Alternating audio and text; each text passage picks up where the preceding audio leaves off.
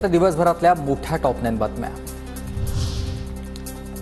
मराठा आरक्षणासाठी मनोज जरांगेंकडून पुन्हा उपोषणाचं हत्यार। जरांगेंचं आजपासून आमरण उपोषण सुरू झालंय। सरकारनं सर्व मागण्या मान्य करण्याची पुन्हा मागणी केली आहे। अंबडचे तहसीलदार विजय चव्हाण मनोज जरांगे पाटलांच्या भेटीला। जरांगे पाटलांना उपोषण मागे घेण्याची तहसीलदार चव्हाण यांची विनंती। तर मागण्यांचं निवेदन सरकारला पाठवण्यात आलंय। चव्हाण यांची माहिती। जरांगेंच्या आंदोलनाला आता पूर्वीसारखी धार नाही। वडेट्टीवारांची जरांगेंच्या उपोषणावरून टीका। ओबीसीचं आरक्षण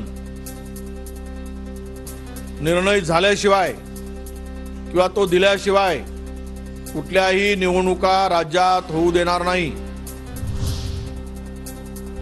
फडणवीसांनी मराठा समाजासाठी अनेक बाबी केल्यात, मात्र तरीही जरांगेंचं समाधान होत नसेल तर आम्ही काही करू शकत नाही।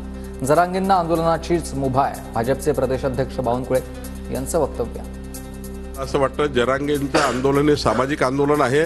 माननीय देवेंद्रजींनी मराठा समाजाकरता ज्या विविध बाबी केल्या आहेत तर जरांगेचं समाधान होईल। समाधान होत नसेल तर आमचा काही पर्याय नाही।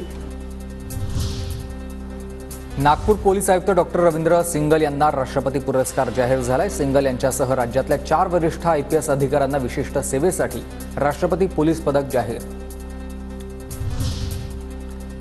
आजपासून एसटीचे नवे दर लागू झाले असतील तर एसटीच्या तिकीट दरामध्ये 15% वाढ झाली आहे। मुंबई ते पुणे प्रवास आता 80 रुपयांनी वाढला आहे। प्रवाशांमध्ये नाराजीचा सूर आहे। आधी लूट आणि नंतर दरवाढ। निवडणुकांचा या तोंडावरच जनतेचा रोष नकोय म्हणून आता दरवाढ केलेली आहे। एसटी भाडेवाढीवर सामनामधून सरकारवर टीका। एसटीची दरवाढ म्हणजे सामान्यांची लूट, विजय वडेट्टीवार यांचा आरोप आहे। तर एसटी महामंडळ तोट्यामध्ये असल्यानेच दरवाढ करणं आवश्यक होतं। परिवहन मंत्री प्रताप सरनाईक यांचं वक्तव्य।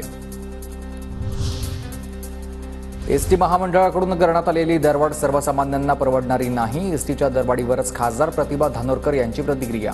तर भाडेवाढ सर्वसामान्यांना परवडणारी नाही याची जाणीव आहे। संजय शिरसाट यांचं उत्तर।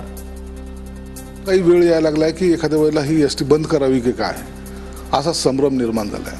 म्हणून थोडा त्रास आहे। सर्वसामान्याला भाडेवाढ परवडणार नाही हे आम्हाला जाणीव आहे, परंतु ते केल्याशिवाय ही एसटी रन सुद्धा होणार नाही।